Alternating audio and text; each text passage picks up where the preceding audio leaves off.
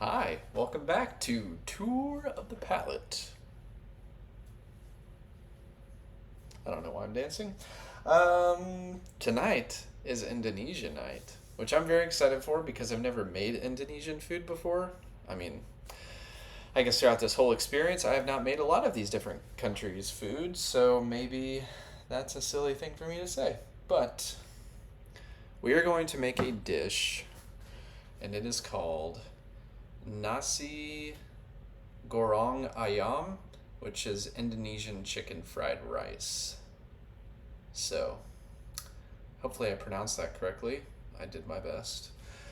Um, yeah, so fried rice. This is just like a general. Actually, before we get into any of the recipe, I hope everyone is having a wonderful week. I'm a day late recording this because last night went to movie and went and saw uh, one battle after another with Sarah. It was fun. Went to like a little art house cinema theater that I had never been to. So it's fun to check that out. Um, yeah.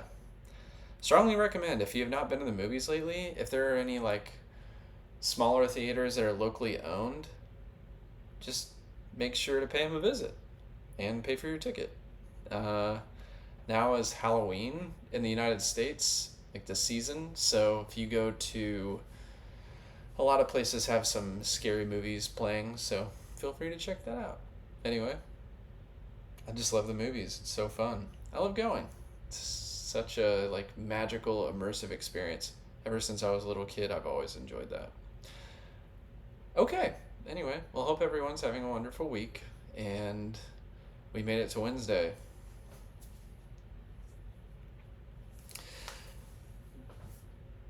For the main event, I will show you all the ingredients that we're using to cook. Okay, so we have, hopefully I don't drop the computer, shallots, green beans, rice that's already been cooked, chicken thighs, boneless, skinless, galangal, or you can use ginger too, garlic, chilies, and green onion. For the sauce, we have light soy sauce, fish sauce, and sweet soy sauce. You can make your own sweet soy sauce if you can't find sweet soy sauce. Most specialty Asian grocery stores will have it, but it's essentially just like light soy sauce with quite a bit of brown sugar that's mixed in. Hence the name sweet. We also have crispy onions that we'll put on top as a garnish, and then we also have prawn crackers. I've never tried prawn crackers before, so that will be interesting. Um, the rice. So here's a tip about making fried rice. You cook the rice. Ideally, you let it sit in the fridge overnight to be cooked the next day. Then you let your rice come to room temperature before you throw it in the wok. Um, that does a couple of things. One, it helps keep the rice separated, so when you're frying it, it actually is frying every individual grain instead of just clumps. If it gets clumpy, you just use a spoon or whatever you're using to mix it up. That's what I'll be doing. Um, yeah. Okay, so the first step of this meal is to cook the chicken. So that's what I'm going to do first. I will heat some oil in this wok that I have over here. And I'm going to turn the heat up to, it says turn it up to high. This burner is pretty hot, so I'll just do a little bit above medium. Let that heat up. And you're supposed to wait until it's shimmering, which I will do. And then we just toss the chicken in, stir it, fry it, stir fry. Um, and then we'll remove that and set it aside. So I need to grab a bowl for that. I'll just use a bowl over here, I guess. Okie dokie. I'll just use this one.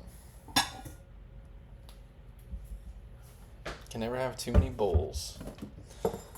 Bowling for Soup. It's a great band. that is heating up, because it's going to take a minute, I can read some things and stuff about what we are looking at for Indonesian culture. So Indonesia's food culture is remarkably rich and diverse, shaped by geography, history, religion, and local customs. Geographical and cultural diversity. Indonesia is an archipelago, if you want to say it in a different way, of over 17,000 islands, which blows my mind, inhabited by hundreds of ethnic groups, each with its own culinary tradition. This fragmentation leads to a huge variety of ingredients, tastes, and cooking styles across regions. Local produce, rice, spices, tropical fruits, fish, coconut, etc., is central to many regional cuisines. Key ingredients and flavor principles. Rice is the backbone of most meals, hence why we're making fried rice. Many dishes are built around nasi, or rice, in various forms: steamed rice, mixed rice, fried rice.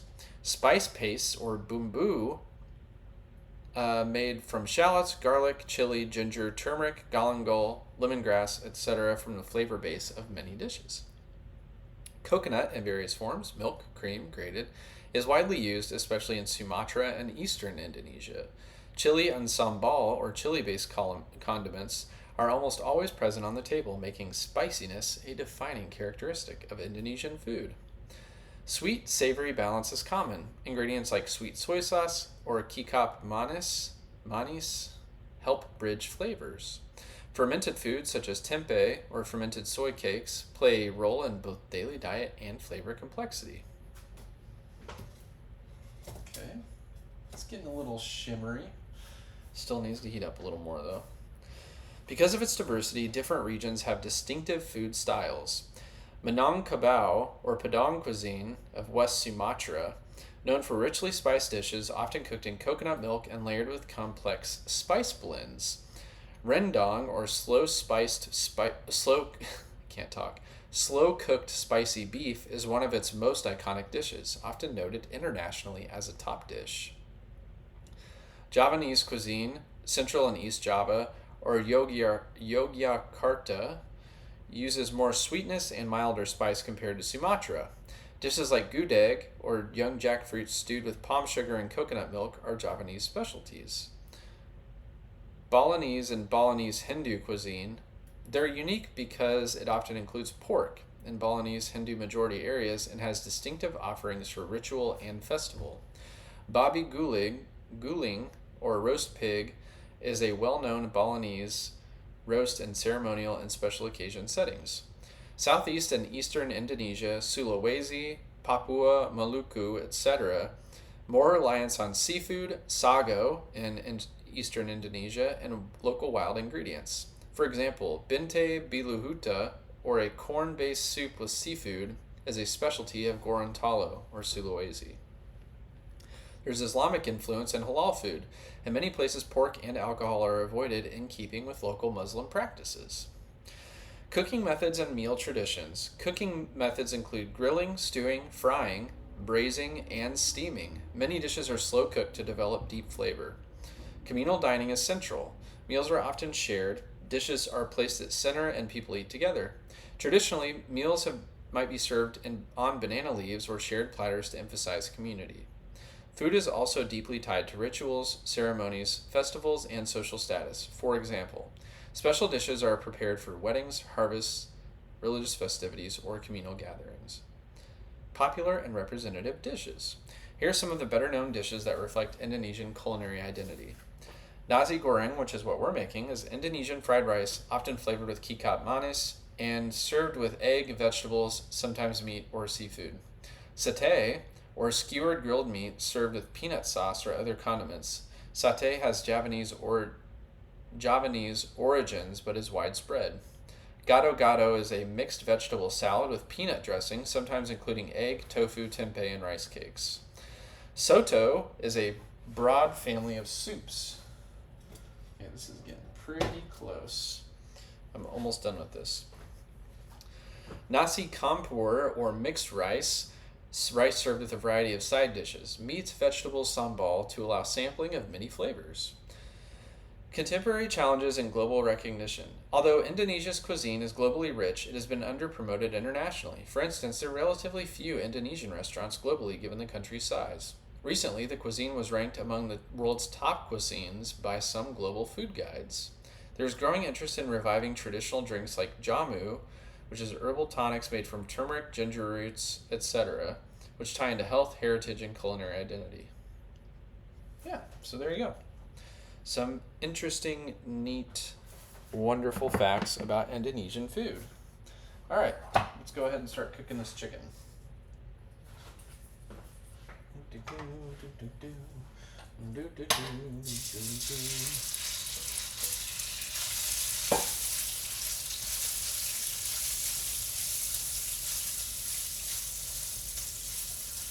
Just make sure that we're stirring everything around. Getting it nice and hot. Throw this in the sink. So how many of you have eaten Indonesian food before? I think I've eaten Indonesian food a couple of times, but I'm not really sure exactly where I had it. It feels very familiar, and some of the ingredients are so common and popular that it's tough to know like one way or the other.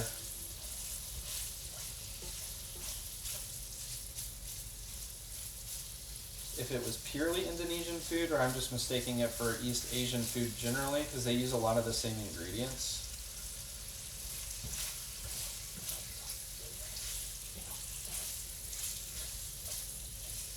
If you do not have a wok, I highly recommend. It's great for stir frying. It's good for making some stews. It's just it's a very active way to cook. So if maybe your preference is like, I don't really want to cook because I feel like it's kind of boring to just sit there and watch the food. This is, a lot of the time you'll blanch. So if you blanch vegetables, ingredients generally, so you basically like have them already like pretty well cooked. I'm thinking of things like spinach or cabbage or broccoli, and then once it's, par cooked, then you throw it in a wok with some oil and some other stuff, some sauce, and the cool thing about stir fry is you can make your own sauce, so whatever kind of flavor profile you like, you can just even use like soy sauce, sesame oil, a couple of other things, and you're ready to rock and roll. And it just gives it that nice glaze. And if you've ever eaten like really good Chinese, Japanese food that's been stir fried, they'll often do a process called velveting, where they add a little bit of baking soda and just kind of let the meat that they're cooking sit in that baking soda. It could be beef or chicken, and what it does is it helps like really crisp up sometimes a little bit of cornstarch too, but yeah, pretty neat.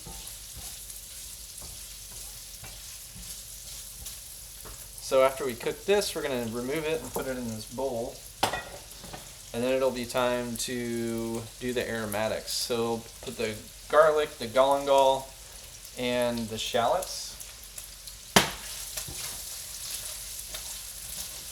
Have a little bit of deglazing.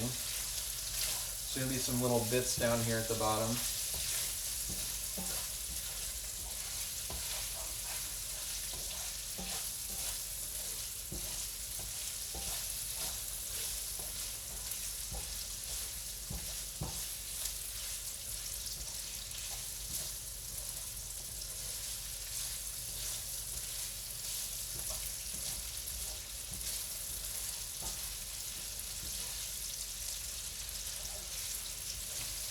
If you listen to music while you cook,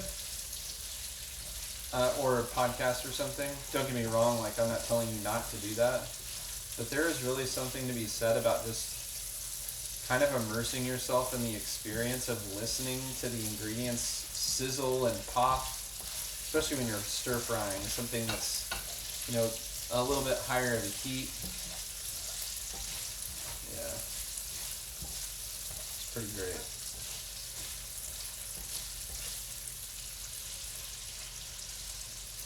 It also helps you be in a little bit, I think, better touch when you're cooking meat, especially, because you can hear that like crackling. You can see it as it's starting to kind of firm up.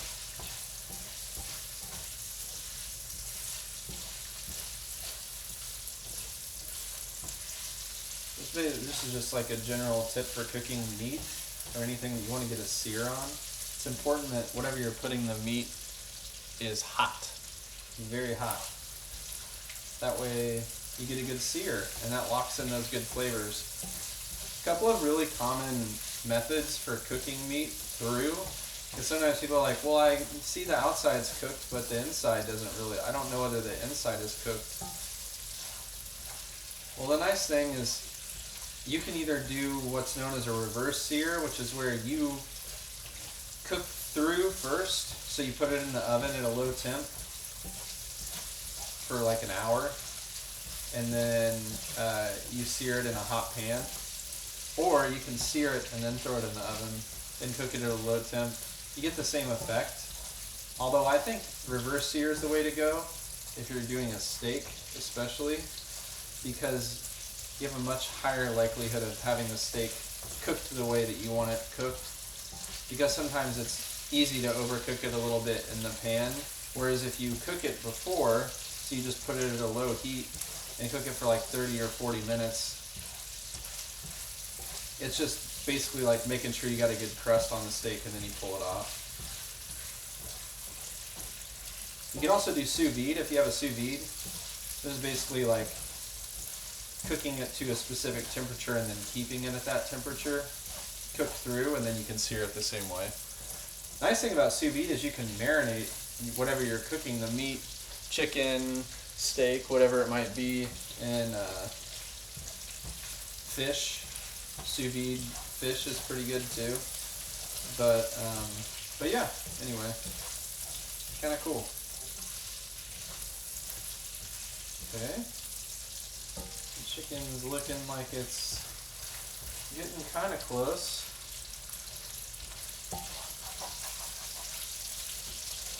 So I did season the chicken with salt and white pepper before I put it in here.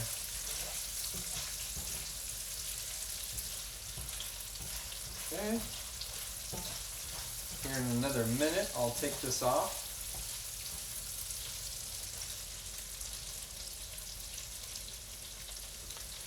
One thing I do need to get out is a little bit of turmeric, which I have right here, handy dandy.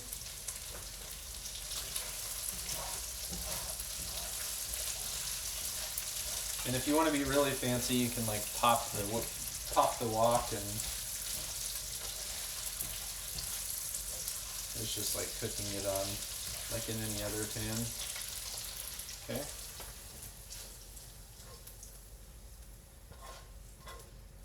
All right.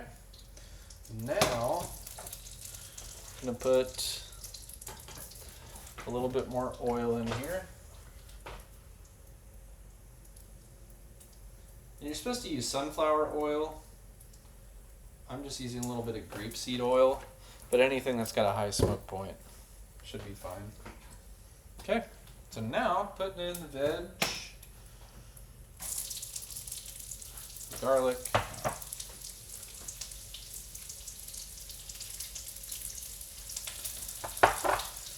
and the green beans.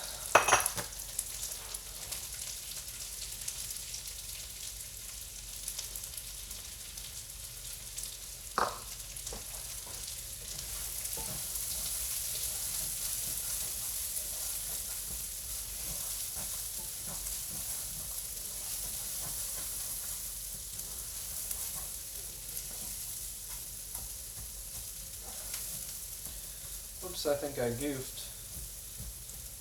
I was even staring at the instructions and I wasn't supposed to put in the green beans yet. That's okay.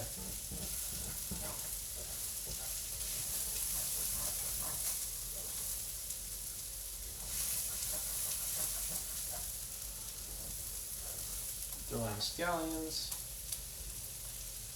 Okay. And the turmeric. Whoops. That one's not open. That one's not open either.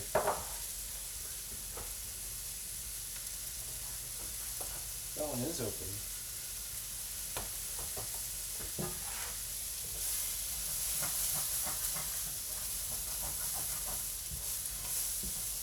Oh, it smells so good. Yum.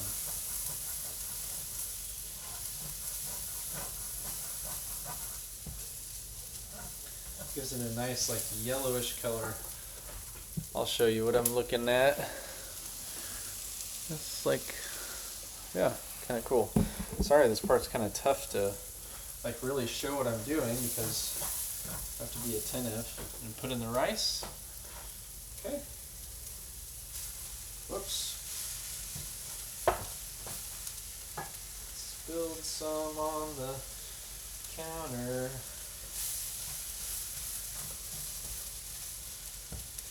Just gotta break up the clumps.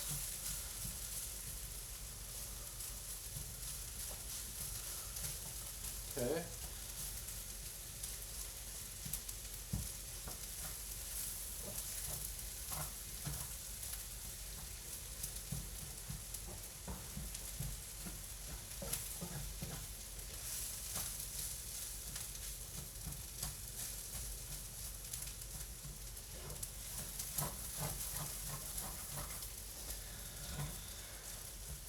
Gonna break up any clumps that come up.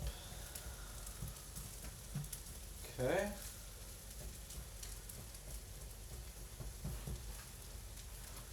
Until it's warmed through. I'm supposed to throw the chicken back in. Doo doo doo doo doo doo. There we go.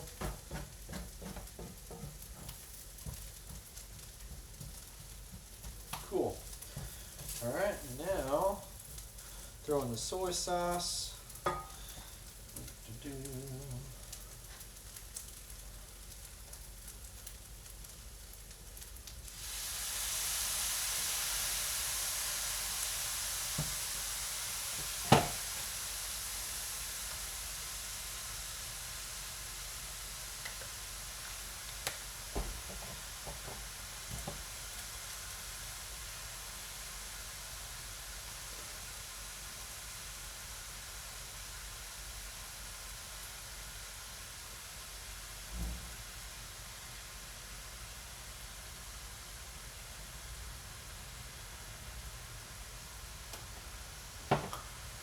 Okay.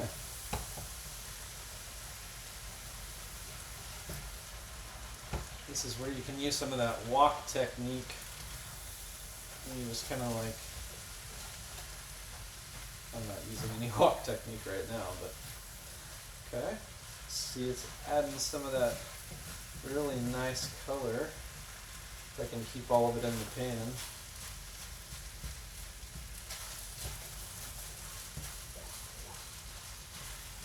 Okay.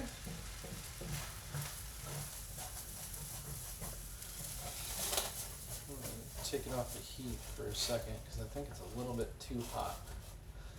Just let it kind of cook through. Put it back on the heat.